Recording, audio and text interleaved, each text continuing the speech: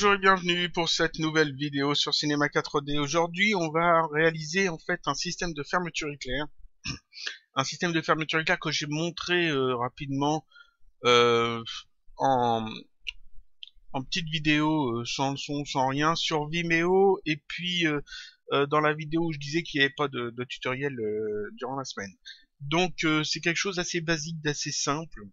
C'est quelque chose qui m'a été demandé par un sujet qui m'a été proposé en fait par un abonné. Et donc, on va pas aller très très loin dans le réalisme. C'est-à-dire que vous pouvez toujours après améliorer les choses, modéliser les trucs un peu plus, de manière un peu plus réaliste. Ici, on va vraiment se focaliser en fait sur le fonctionnement. Comment on peut faire en fait pour que ça s'ouvre comme une fermeture éclair et ça se ferme comme une fermeture éclair. C'est pas parfait, mais ça fonctionne. C'est le principal. Il y a d'autres façons de faire, forcément, qui sont plus ou moins simples, qui vont être plus adaptées à certains cas. Ici, je vais vous montrer en fait la méthode qui s'adapte un petit peu à tout, qui est assez simple à mettre en place et puis qui est assez simple à comprendre. Ce tutoriel, c'est aussi un petit peu le tutoriel fuck la hiérarchie. C'est-à-dire que généralement dans Cinema 4D, tous les éléments que l'on met en hiérarchie ici, ceux qui sont enfants d'un autre élément qui lui sera parent, ceux qui sont enfants vont se déplacer en même temps que celui qui est parent. Et ici dans cette petite scène, ce petit setup, c'est pas vraiment un setup, mais dans cette disposition en fait d'éléments, on va voir que justement on va faire en sorte que les éléments, même s'ils ne sont pas enfants d'un autre, peuvent quand même se déplacer en même temps. Euh, et on va pas utiliser Expresso pour ça, on va utiliser que des tags et puis des fonctions de Cinema 4D qui sont bien implémentées et qui fonctionnent très bien. Donc on a besoin d'une fermeture éclair. Alors on pourrait faire vraiment des vrais maillons de fermeture éclair pour que ça soit très réaliste, mais ici je veux vraiment aller vers la simplicité. Donc on va juste faire des petits cubes. Des petits cubes que l'on va faire, on va dire de... Alors 8, 2, 6, ça donne quoi? C'est petit, hein, c'est très petit, mais c'est bon. C'est parfait. On va faire un petit cube comme ça. Et ça, j'affiche quand même le maillage, ça c'est un des éléments de la fermeture éclair. C'est un des deux côtés, c'est un des maillons de la fermeture éclair. Je l'ai peut-être fait un peu petit, mais on va faire avec. On va dire que c'est bien. Donc ça, il m'en faut plusieurs. Donc généralement, quand il nous faut plusieurs éléments, on utilise un cloneur. Donc je vais ajouter un cloneur dans ma scène, un cloneur, et je mets ce cube là dans le cloneur. Tac. Le cloneur va me cloner en fait les éléments sur la hauteur par défaut. C'est pas ce que je veux, enfin je pourrais le faire une fermeture éclair sur la hauteur, mais ici on va plutôt se baser sur l'axe Z ici qui correspond à la profondeur. Ça sera beaucoup plus simple pour la suite et puis on va faire une fermeture à plat.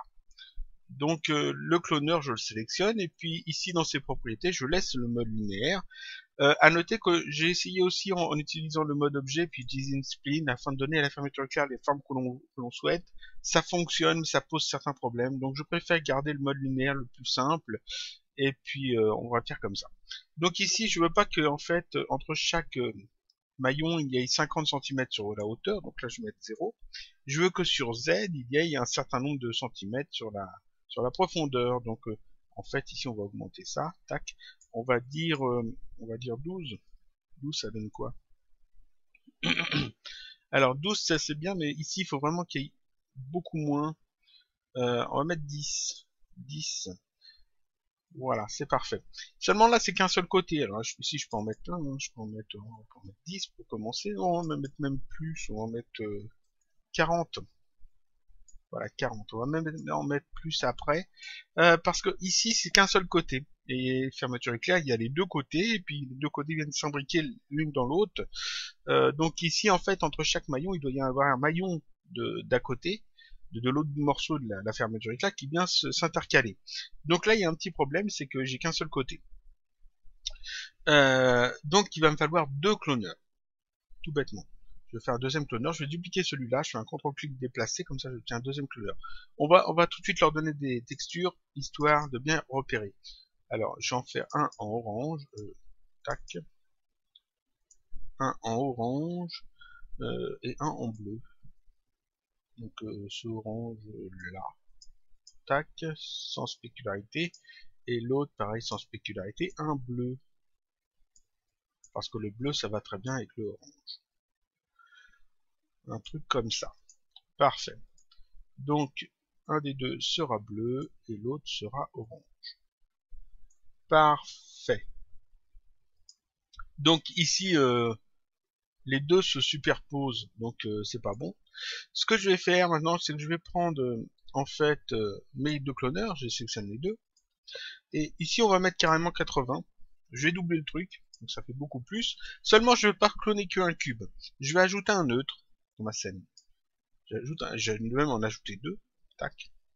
Et je vais mettre un neutre dans chaque cloneur. Donc dans le premier cloneur, je rajoute un neutre, et dans le deuxième cloneur, j'ajoute un neutre aussi.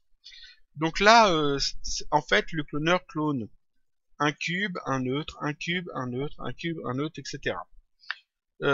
Maintenant, ce que je vais faire, c'est que je vais inverser dans un des deux cloneurs le cube et le neutre, de manière à ce que un des deux cloneurs clone un cube, un neutre, un cube, un neutre, et l'autre clone un neutre, un cube, un neutre, un cube. Donc ici, le premier, je vais laisser neutre, cube, et le deuxième, je vais mettre cube, neutre. Donc je mets le cube avant. Tac. Et en faisant ça, en fait, voilà, j'ai une fois sur deux un neutre, et une fois sur deux un cube, pour chaque cloneur. Seulement, c'est pas toujours, c'est pas le même ordre. C'est-à-dire qu'un des deux va commencer par un neutre, et l'autre va commencer par un cube.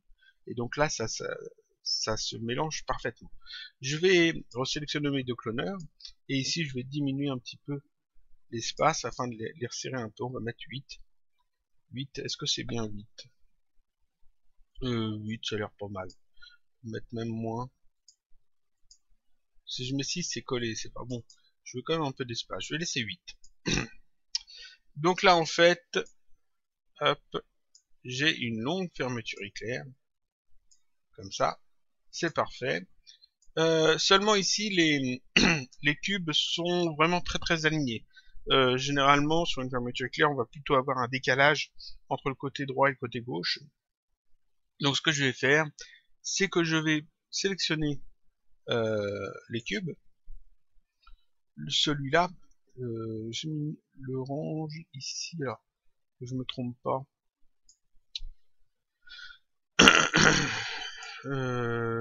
Oui, alors c'est celui-là qui commence par 2. Donc je vais désactiver les cloneurs temporairement. Tac, voilà. Je vais prendre en fait le cube ici, qui est le cube orange. Là on voit le bleu par-dessus, mais parce qu'il vient se superposer ensuite, mais c'est bien le cube orange. Et le cube orange, en mode modèle, je vais le décaler légèrement sur la droite. Alors je vais le décaler de 2 cm, je pense. Et le cube bleu, je le sélectionne et je vais le décaler dans l'autre sens de moins 2 cm. Voilà. Et je vais maintenant réactiver mes cloneurs. Et là, en fait, ça n'a rien changé. Pourquoi ça n'a rien changé? Parce que les cloneurs, par défaut, ici, ont cette case de cocher, fixer le clone. C'est-à-dire que, en fait, peu importe où se trouve le clone dans la scène, le cloneur vient le placer sur ses coordonnées. Donc ici, ce que je vais faire, c'est que je vais décocher cette case. Donc ici, je sélectionne le premier cloneur, je décoche fixer le clone, tac, et sur le deuxième cloneur, je décoche fixer le clone, tac. Et maintenant, mes clones sont effectivement décalés les uns par rapport aux autres.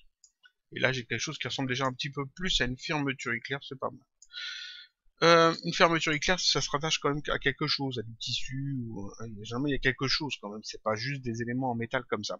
Donc ce que je vais faire, c'est que je vais rajouter en fait une spline, toute bête, hein, une simple spline. Donc je vais prendre une spline linéaire pour le moment.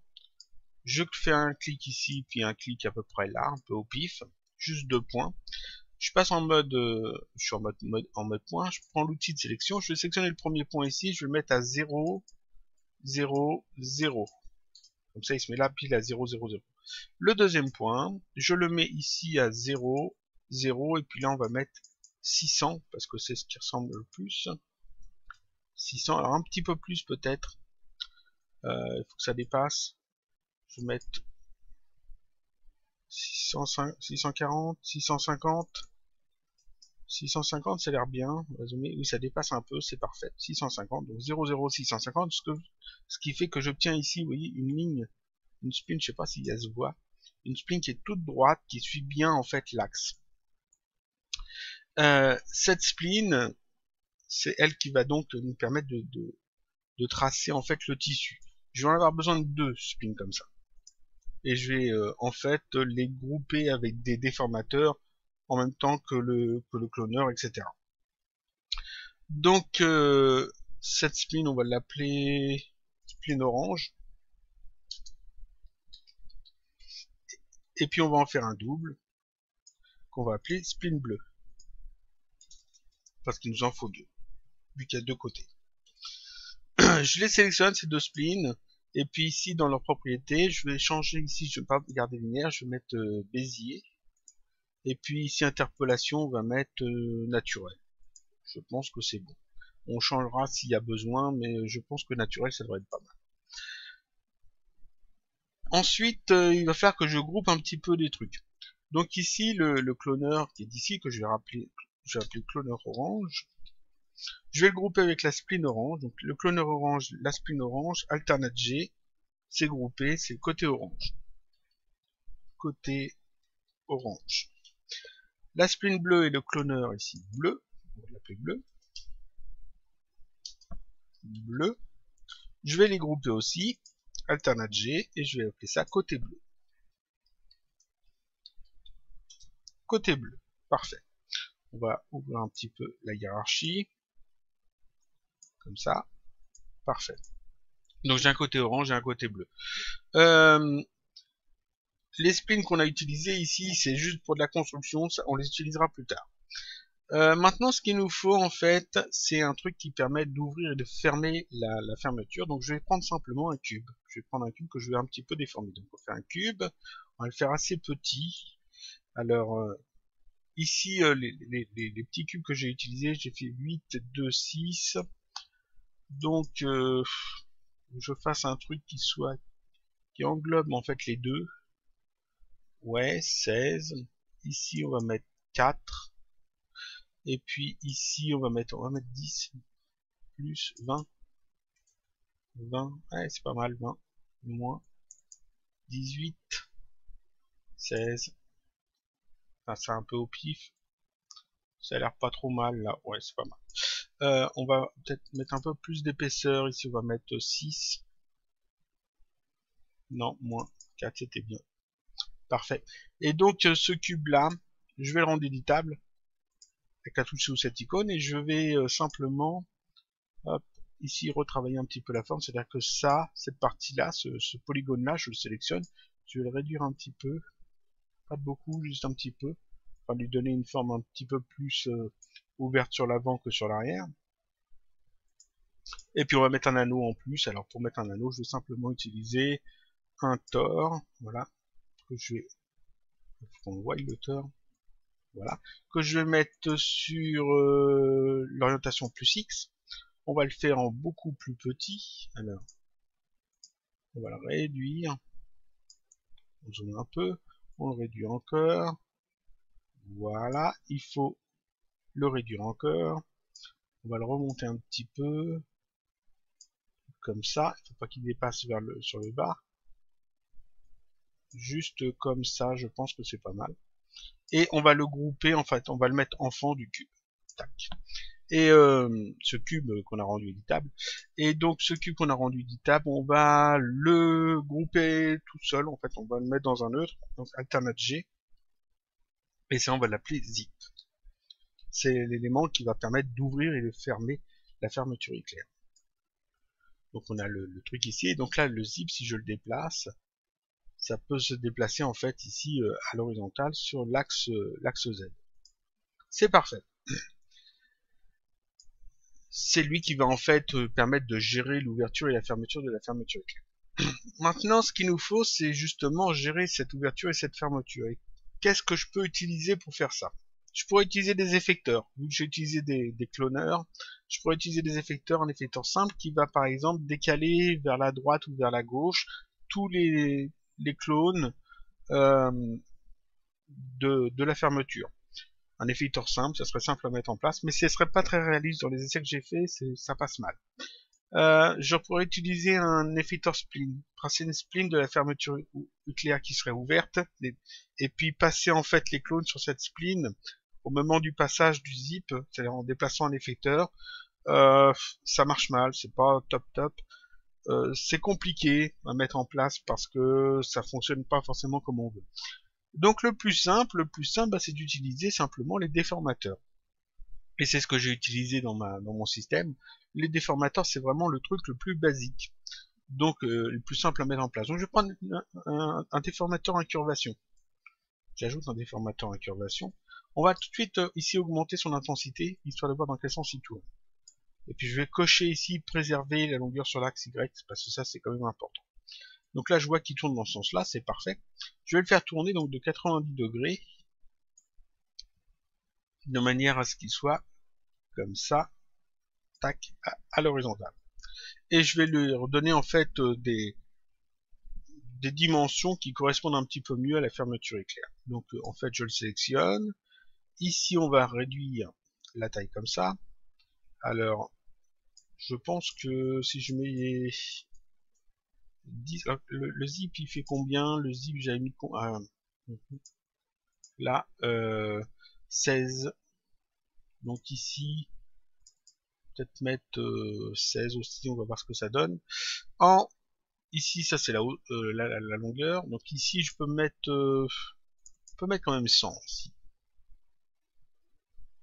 Et puis là on va mettre 4, ça devrait suffire. Un petit peu plus peut-être, histoire de se donner un petit peu de marge. 6. Et là en fait je vais mettre 6 aussi. Ça va être beaucoup plus fin, mais on va voir ce que ça donne. 6 ou 8. J'essaye de retrouver un petit peu des réglages qu'il faut. Donc ici j'ai un déformateur qui est, pour l'instant il est tout seul, donc il déforme rien du tout. Déformateur pour qu'il déforme quelque chose. Désolé. Un déformateur pour qu'il déforme quelque chose, il faut qu'il soit enfant de cet objet ou qu'il soit groupé avec cet objet. Ici, il faut que je le groupe en fait avec les objets que je veux déformer. Je veux déformer quoi? Je veux déformer le cloneur, donc les clones, et je veux déformer en plus la spline qui me servira en fait à faire le tissu. Donc je vais le grouper en fait dans le neutre ici côté orange et je vais en grouper un autre dans le neutre côté bleu. Donc, le premier je le mets dans le côté orange. Je vais le mettre en dessous de tout le reste histoire que ce soit propre. Voilà, ça je peux les cloneurs, je peux les refermer. Donc ici on peut voir que effectivement ça déforme en fait tous les clones, tout le contenu du cloneur. Donc ici mon incurvation, je peux le sélectionner puis je peux le faire déplacer comme ça, le déplacer comme ça le long en fait de l'axe Z, donc dans la profondeur. On voit que ça effectivement ça bouge. Donc ce que je vais faire, c'est que je vais m'arranger à ce qu'il soit en fait qui se déplace en fait en même temps que cet élément-là, le qu'on a modélisé rapidement, ce cube avec le tore, c'est-à-dire en même temps que le zip, le nôtre ici zip. Mais si je veux qu'il se déplace en même temps que le zip, en fait je suis obligé de le mettre enfant du zip. Et donc là je peux déplacer le zip et ça déplace effectivement le déformateur. Seulement ça déplace le déformateur, mais le déformateur n'étant plus enfant du nôtre côté orange, ça ne fonctionne plus, donc je suis obligé de le remettre ici. Tac. Alors comment je peux faire en fait pour que ça se déplace en même temps que le zip, tout en étant enfant de côté orange qui lui ne bougera pas? Je pourrais utiliser Expresso, dire je veux que la position Expresso de l'incurvation soit la même que la position Expresso du zip. Ça fonctionnerait, mais bon, ça serait compliqué parce qu'en fait on va utiliser plusieurs déformateurs. On va en mettre 3. On pourra en mettre beaucoup plus, mais ici on va en mettre 3. Et en fait ils doivent tous bouger et ils sont pas au même endroit par rapport au zip, donc à chaque fois il faut faire des calculs, etc. pour rajouter en fait la partie qui manque, etc. C'est compliqué, ça va être chiant. Donc le truc le plus simple, c'est d'utiliser une contrainte. On a une contrainte, j'ai déjà fait une vidéo sur la contrainte, et les contraintes permettent justement de transformer un objet, d'ajouter un objet, une information, un comportement, comme s'il était enfant d'un autre élément qui est ailleurs dans la hiérarchie. D'où un petit peu l'idée fuck la hiérarchie ici. Donc c'est ce que je vais faire, je sélectionne mon incurvation, je fais un clic droit, propriété personnage, parce que c'est là-dedans qu'on trouve cette contrainte, ce tag contrainte. Il y a un autre tag contrainte ailleurs, mais c'est pas cet autre tag qu'on veut, c'est celui qui est dans propriété personnage. Et ici, j'ai le tag contrainte qui ressemble à une petite punaise. On clique dessus, ça l'ajoute. Je clique sur cette petite punaise, sur ce tag, et ici, je peux cocher en fait les différentes contraintes que je vais ajouter à mon élément. Ici, c'est la contrainte parent, donc je coche parent.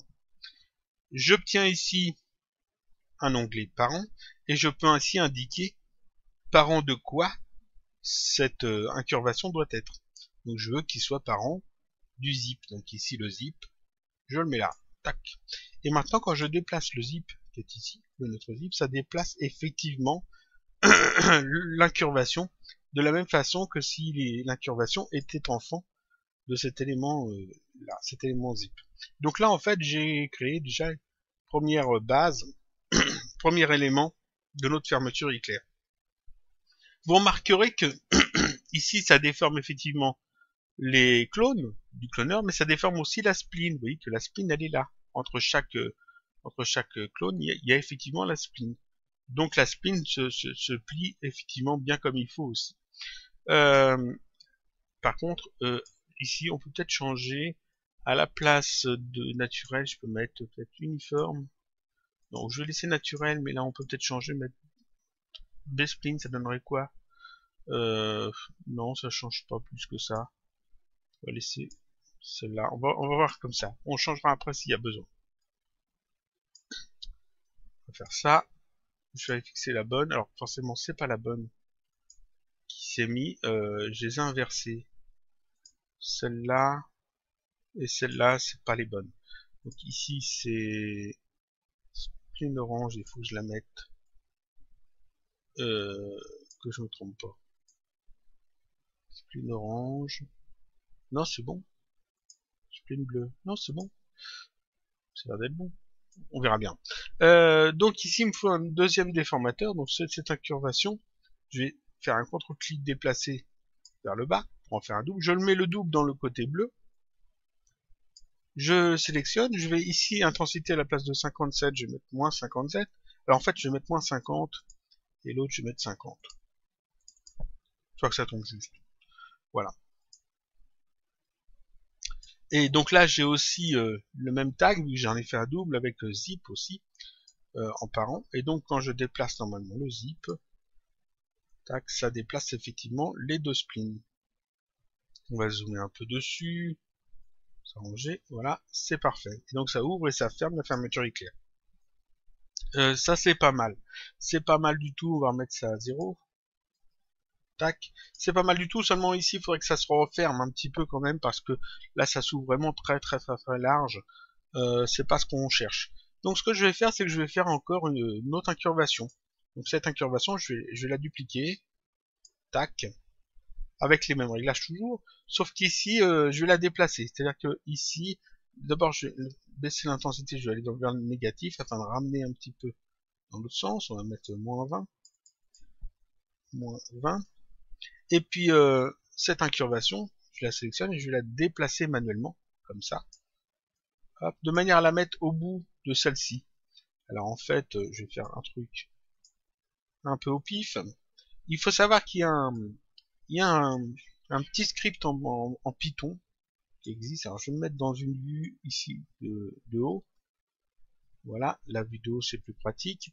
Il y a un script en Python qui traîne quelque part sur internet qui permet de mettre bout à bout en fait des incurvations. J'ai plus le lien exact, mais je sais qu'il y a un truc qui le fait et ça fonctionne assez bien. Ça éviterait en fait d'avoir à les repositionner comme ça à chaque fois. Bon, moi ça ne m'a pas plus gêné que ça de le faire comme ça. Ici on va mettre moins 40. Non, même, bon, ouais, on va exagérer un peu. Moins, oh, genre mets moins 50 en fait. Moins 50, ça remet le truc un peu droit. Ouais, c'est ça. Même un petit peu plus. Non, je vais laisser ça comme ça. Donc vous voyez que ici en fait, je rajoute en fait l'incurvation en plus. Et comme il y a toujours en fait ce tag ici qui est ajouté, ça fait que c'est toujours considéré comme enfant du zip. Et donc si je déplace le zip, ça déplace effectivement les deux déformateurs en même temps. Et donc je peux en ajouter encore un autre déformateur. Je le duplique. Voilà, je me remets dans cette vue-là. Ce double, je vais le déplacer. On va le mettre ici. On va le faire tourner. Alors, de manière à ce qu'il soit mis comme ça. Voilà. On va le mettre ici. Et puis, on va le changer son intensité vers le positif. Un truc comme ça. Parfait. 14. C'est beaucoup. Peut-être un petit peu moins. Un truc plus... regardez un petit peu vers le négatif. Si je fais ça, ça donne quoi? Ouais, c'est pas mal. Moins 8. Moins 8. Parfait. Et donc, en fait, ici, j'ai rajouté plusieurs déformateurs. Et ça fonctionne toujours si je déplace le zip, en fait. Hop, on a effectivement un truc qui s'ouvre et qui se ferme correctement. Et j'ai juste à faire exactement la même chose pour le côté bleu. Je l'ai fait pour le côté orange. Je fais exactement la même chose pour le côté bleu. Le côté bleu. Ici, je vais dupliquer cette incurvation. Tac, j'en fais un double, je la mets en dessous. On va zoomer un peu dessus. Je vais déplacer cette incurvation, ce double. Hop, de manière à le positionner correctement. Vous voyez que c'est vraiment pas compliqué à faire. C'est pour ça que j'ai dit que c'était la méthode la plus simple que j'avais trouvée, la plus claire à comprendre. Ici, on va retourner vers le positif. Voilà, ça va de resserrer un peu le truc. J'en fais encore un double. Tac, que je mets en dessous. On peut en faire autant qu'on veut, il n'y a aucun souci. Si vous voulez que en s'ouvrant et en fermant la fermeture éclair fasse un petit peu ce que vous voulez, il vous suffit de rajouter en fait des déformations à loisir. Donc ici, je positionnais ça juste là. Alors, un petit peu plus tourné peut-être. Un petit peu plus comme ça. Voilà, et puis après on joue un petit peu avec l'intensité. Alors, l'intensité là, de manière à ce que ça corresponde à ce que l'on cherche. Donc là, c'est pas mal. C'est pas parfaitement symétrique, c'est normal. De toute façon, c'est pas censé être exactement un truc symétrique. Ça s'ouvre et ça se ferme un petit peu comme ça veut. Donc le zip ici, hop, quand je remonte tout en haut, tac, ici, la fermeture éclair est totalement fermée. Et quand je descends le zip, elle s'ouvre. Tout bêtement. Ça peut être gênant de voir en fait ces déformateurs. Donc ici, on peut les cacher. Comme ça. En mettant les petites pastilles, les premières pastilles ici en rouge, tac, ça cache complètement le déformateur, mais il est toujours là. Voilà. Maintenant, ce qu'il y a, c'est la partie en tissu. La partie en tissu, eh bien, c'est très simple. J'ai une spline qui se déforme de la même façon que les maillons. Donc, je peux utiliser cette spline dans un NURBS, dans une peau NURBS par exemple. Dans une peau NURBS ou dans une extrusion NURBS.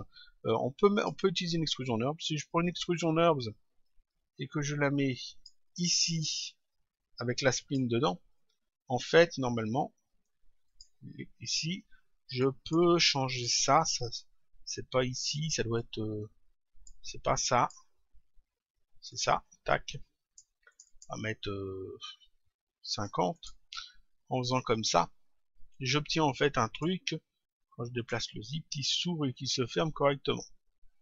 Alors, en rajoutant des points sur la spline, on a un truc un peu plus smooth. Par exemple ici, je peux rajouter ici, on va en mettre 20, plus que 20, c'est exagéré mais c'est pas grave, c'est histoire que ça fasse joli. Voilà, ici j'ai un truc qui tourne bien, qui fait bien comme il faut. Seulement, des fois on a envie d'avoir un truc un peu plus travaillé, on veut peut-être que ça se referme en dessous, etc. Donc dans ce cas-là, l'extrusion NURBS c'est pas forcément la solution. Je vais retirer l'extrusion NURBS.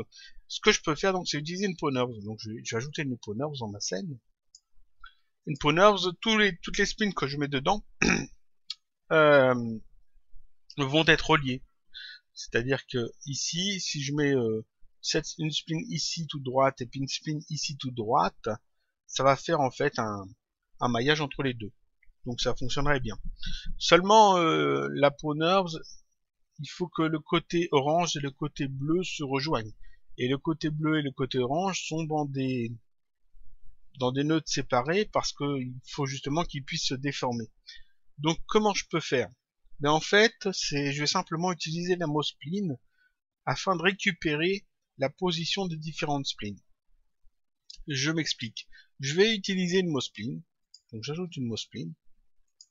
Voilà, j'ajoute une mospline. La mospline, je la sélectionne ici dans ses propriétés. Je vais faire ça. Ici, dans le mode, je vais choisir non pas basique mais spline. Et dans spline ici, je peux indiquer une spline et cette mospline va prendre exactement la même forme, la même position, les mêmes caractéristiques que la spline source que je vais indiquer ici. Donc cette mospline, je vais simplement lui indiquer comme spline source la spline orange. Tac. Donc la mospline et la spline orange sont identiques. Seulement la mospline, je peux la mettre où je veux. Je peux la mettre en fond de la peau nerveuse. Je garde en fait la spline ici orange bien dans mon neutre orange, mais cette mospline, je la mets en fait dans la peau nerveuse. Je peux ajouter une deuxième mospline. Tac. Et cette deuxième mospline, je ne vais pas lui donner comme spline orange, comme spline source, mais la spline bleue. Tac. Donc en fait, ici, j'ai deux mosplines qui prennent exactement la même forme que les splines orange et bleu. Alors, ici, la spline orange, j'avais mis 40 points intermédiaires. La spline bleue, je vais en mettre 40 aussi. Histoire d'avoir ici quelque chose qui est joli quand même. Voilà. Donc là, en fait, j'ai un truc, une peau nerveuse qui relie en fait les deux splines. Bon, je veux pas que ça soit mis comme ça. Moi, je veux mettre en fait des splines entre deux afin que des splines qui ne seront pas déformés afin d'avoir une forme qui va sur l'extérieur. Donc je vais dupliquer n'importe laquelle des deux splines, la spline orange par exemple, je la duplique et je la mets entre les deux mots splines. Voilà. Et cette nouvelle spline qui sera plus la spline orange maintenant, c'est une spline basique. Voilà. Je vais simplement la déplacer. Je peux la déplacer comme ça par exemple. J'avais plus en bas. Je vais la dupliquer, alors une fois au-dessus que je vais déplacer comme ça, et puis une fois en dessous, tac, que je vais déplacer sur l'autre côté, comme ça. Et en faisant ça, vous voyez que en fait, j'arrive à avoir la forme que je souhaite. Alors, on peut faire une sorte de forme de trousse d'écolier. On peut redéplacer un petit peu les splines comme ça, tac. Retravailler la forme. La peau nerveuse fait en fait le lien entre toutes ces splines. Et comme les mosplines, ce sont les parfaits copies en fait des splines orange et des splines bleues, ça fonctionne super bien. Et donc là, si je déplace l'élément zip, je peux fermer et ouvrir cette forme, cette peau nerveuse assez facilement. Ici, on a fait un truc assez basique. Alors, vous voyez que ici, des fois, il y a un petit décalage. Là. Alors, ce que je conseille, moi, c'est soit de mettre ça en cache, soit de revoir un petit peu l'interpolation des splines.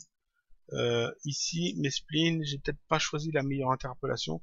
Alors, à la place de Bézier, si je mets B-spline, est-ce que ça marche mieux? Ça marche pas forcément mieux. Non, ça marche pas mieux. Donc, je sais que ça fonctionne très bien avec un certain réglage. Akima, ça donne quoi?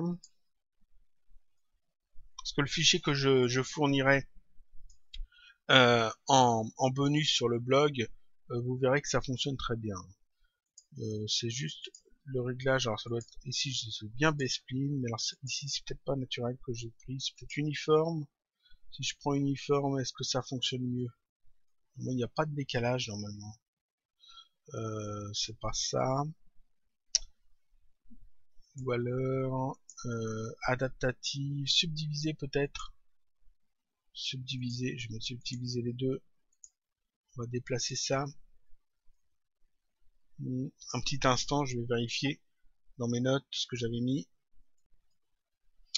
Alors, normalement dans mes notes, alors j'ai trouvé l'erreur, hein, c'est un truc tout bête. Normalement dans mes notes ici, j'ai laissé Bézier et ici j'ai mis 8. Normalement ça fonctionne assez bien avec 8. parce que c'est la Mospline qui fait l'interpolation, donc il n'y a pas besoin de mettre plus, d'après ce que j'ai compris, d'après ce que j'ai constaté. Donc ici l'erreur elle est toute bête. J'ai fait une erreur toute bête, ça arrive. Ça c'est super parce que en fait ça va me permettre de vous expliquer un truc qui est quand même vachement important et que vous allez sans doute rencontrer comme problème dans vos animations. Cinema 4D, quand il calcule une animation, quand il fait une animation, il le fait de manière très ordonnée. C'est-à-dire que il va faire ça, il va pas faire ça un peu au pif, il va faire ça de manière très rigoureuse. Ce qu'il va faire, c'est qu'il va prendre la hiérarchie qui est ici, il va prendre le premier élément de la hiérarchie, il va regarder ce que ça fait, il va calculer, faire ses calculs très compliqués, des fois très simples, et puis il va adapter en fait l'animation ici en fonction de cet élément-là. Il passe à l'élément suivant, il fait la même chose, il fait ses calculs, il regarde comment c'est, etc. Il passe au suivant, il passe au suivant, etc. Au suivant, il est comme ça jusqu'en bas, et quand il arrive en bas, il recommence en haut, il passe à la frame suivante en fait, et puis il recommence, et puis sur chaque ligne, il va faire les tags, les uns après les autres, aussi dans l'ordre, etc. Il y a des priorités là-dedans, il y a des éléments qui ont certaines priorités. Ici, par exemple, si on sélectionne un tag, ici on voit priorité, puis ça indique que c'est la même priorité que les expressions. On peut lui demander la même priorité que l'animation, que la dynamique, etc. Et donc il y a des choses qui sont calculées un petit peu en priorité par rapport à d'autres. Et ici, en fait, qu'est-ce que j'ai fait comme erreur? Bah, j'ai mis ma power ici tout en haut, dans la hiérarchie. Alors comme je la mets tout en haut, en fait, quand je déplace l'élément zip ici, forcément il fait le calcul de l'animation. Et qu'est-ce qu'il calcule? Il calcule en fait la power, bien sûr. Il calcule le mospline. La mospline, je lui ai dit d'aller récupérer la position de la spline orange. Seulement la spline orange, il fait le calcul qu'après. Donc en fait, je lui demande de prendre la position de la spline orange que je n'ai pas encore animée, vu qu'elle est placée après dans la hiérarchie. Donc en fait, là, mon erreur, bah, c'est tout bête. Alors, je vais refermer tout ça. Mon erreur, c'est d'avoir mis la power au-dessus du reste. La power doit être mise à la fin. Voilà. Comme ça, Cinema 4D ici, je déplace le zip. Donc je déplace les déformateurs. Comme je déplace les déformateurs, je déforme la spline orange. Donc c'est bon. Et ici, en mospline, à la fin, je récupère la position de la spline orange, sa forme, etc. Et là, ça fonctionne bien. C'est-à-dire que maintenant, quand je déplace ici le zip, en fait, ici, je n'ai plus le vilain décalage que j'avais avant. C'est-à-dire qu'ici, hop, si on fait abstraction, en fait, je vais même quand même mettre plus de plus de maillage quand même, c'est plus joli, je trouve. Tac. Ici, à la place de 8, on va mettre 16. Oh, 24. 24, c'est bien, 24. Voilà. Ici, quand je déplace le zip, on voit que en fait, la déformation de la mospline se fait correctement.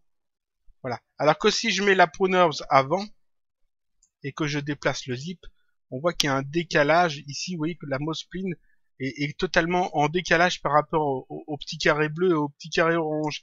Alors que si je mets cette mospline bien après, tac, Cinema 4D calcule bien les splines avant et la mospline après, et donc là j'ai pas ce petit décalage tout pas beau. Voilà, c'était tout bête, hein. Comme j'ai dit, c'est ce genre d'erreur, ça c'est des trucs assez bêtes généralement, c'est qu'on fait pas attention, on manque d'attention sur la façon dont ça fonctionne. Et puis voilà.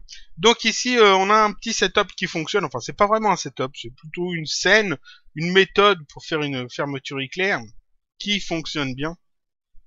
Et donc, en plus, ça nous a permis de voir, cette petite erreur, de voir un truc en plus, c'est-à-dire, ça m'a permis de vous expliquer que Cinema 4D va lire, en fait, ces éléments-là de la hiérarchie dans l'ordre, et donc, en fonction de où vous placez vos éléments dans la hiérarchie, forcément, ça a une influence sur comment ça fonctionne. C'est des simples priorités. C'est-à-dire que ici, la mospline, Cinema 4D va aller récupérer la position de cette mospline là. Donc cette mospline là doit avoir bougé, doit avoir subi les déformations avant forcément que je récupère sa position.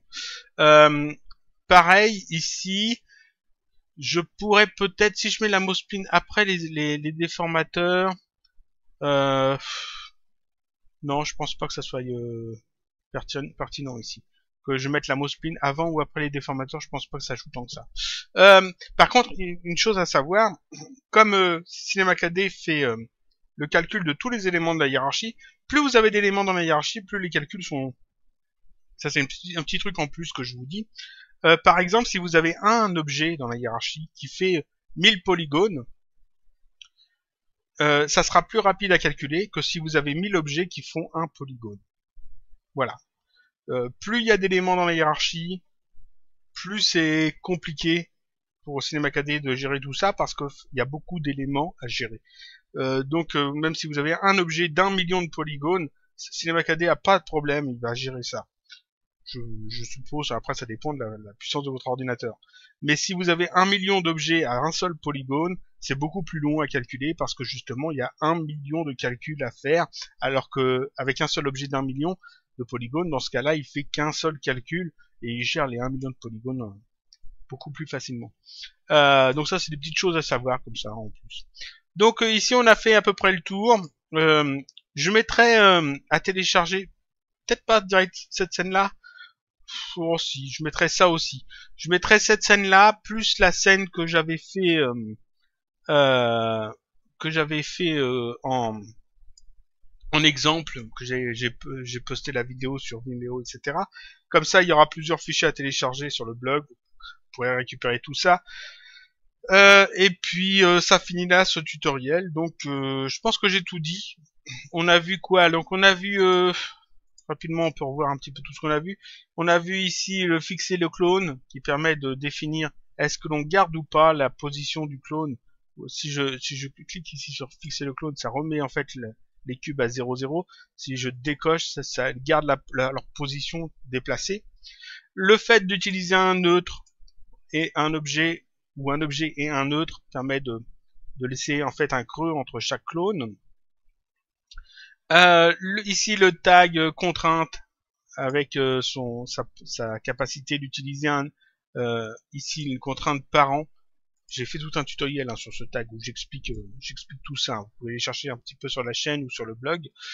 Ici on indique en fait quel est l'élément qui doit être considéré comme parent de cet objet. Et donc ici c'est le zip, ce qui permet de déplacer le zip et déplacer ces déformateurs sans passer par Expresso. On aurait pu le faire avec Expresso, mais avec Expresso ça aurait été compliqué parce que ces déformateurs, on est amené à les déplacer manuellement. Je vais les réafficher d'ailleurs.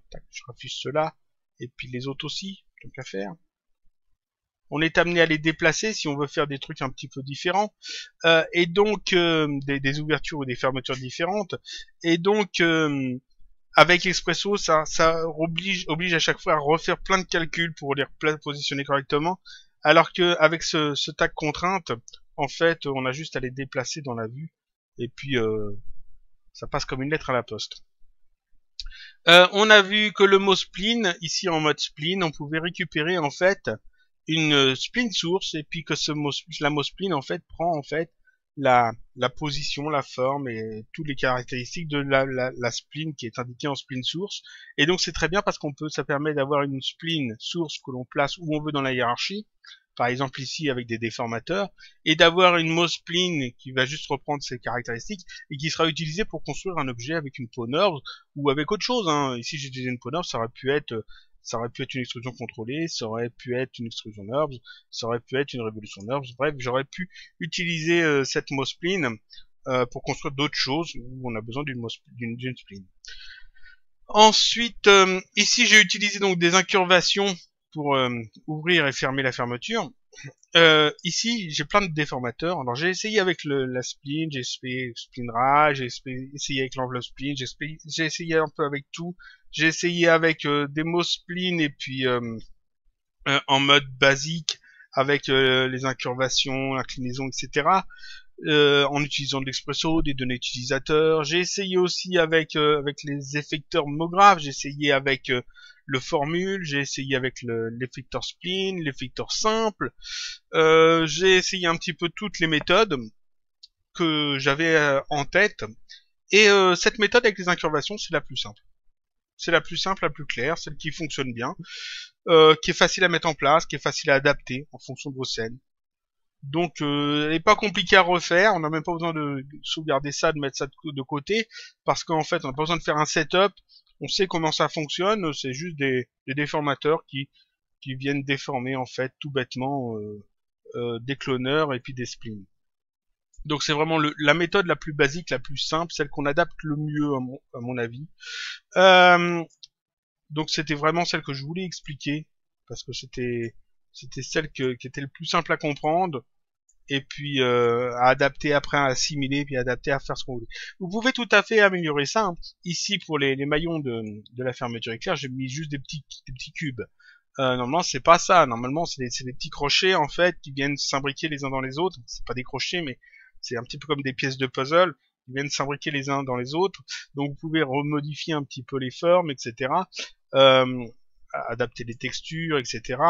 Les déformateurs, vous pouvez en mettre plus, vous pouvez en mettre moins, vous pouvez jouer un petit peu ce que vous voulez. Comme j'ai dit, je crois que je l'ai dit, il y a un script Python qui traîne quelque part sur Internet, qui est comme un plugin en fait. Je crois que c'est dans les plugins de C4D, il y a un site... ça se retrouve facilement. Je mettrai peut-être le lien si je le trouve, si je le retrouve. Et qui permet en fait, juste avec un tag, de placer en fait plusieurs déformateurs inclinaison et puis en fait ça fait toute une chaîne de déformateurs. C'est très pratique à utiliser. Seulement le seul problème de cette méthode d'utiliser ce petit plugin en plus, c'est que ici l'incurvation, l'angle de l'incurvation qui est ici à 0 degré, ici moi je peux le modifier comme je veux. Si je veux, je peux le modifier. En utilisant le petit plugin en question que je vous dis, ça ne fonctionne pas. C'est-à-dire que on peut pas modifier l'angle, on est obligé de garder un angle de 0. Donc ça fonctionne, mais que sur un plan en fait. Seulement, ça peut être une piste intéressante à voir si vous voulez améliorer le truc.